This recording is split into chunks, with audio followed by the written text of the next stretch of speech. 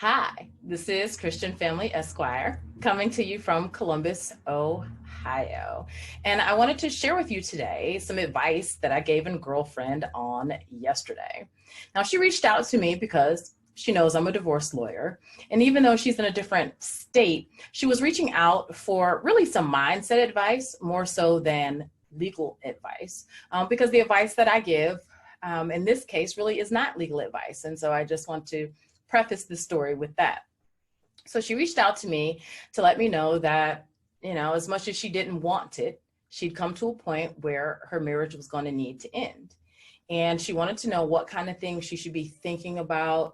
How could she prepare to let her husband know that she wanted the marriage to be over? Like, what are the first steps that she should take?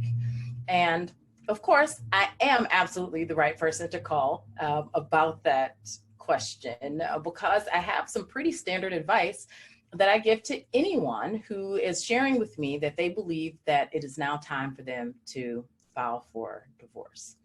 So the first thing that I advise of anyone who is saying that they want a divorce is to really think about it.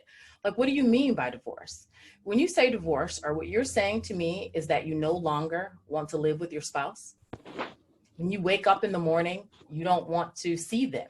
When you go to sleep at night, they're not the person you want to be talking to.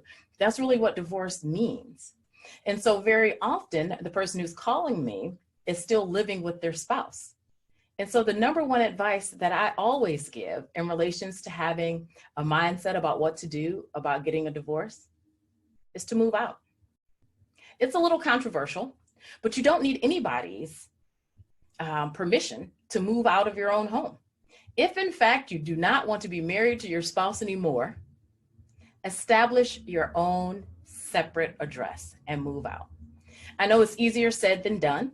People often say, well, I don't have the money. We can't afford to live in two different places. And my position is that if that's absolutely true, then maybe you should consider working on your marriage. Otherwise, you need to consider doing something that maybe is outside of the realm of what would be acceptable to you. Yes, move in with your parents. But something has to happen. If you are seriously considering a divorce, my number one advice, mindset-wise, again, this is not legal advice, is to make a decision to move out, because you don't need anyone's permission to do that. I will follow that up to say that if your attorney is telling you something different, listen to that advice first. This is Christian Family, and I'm coming to you from Columbus, Ohio.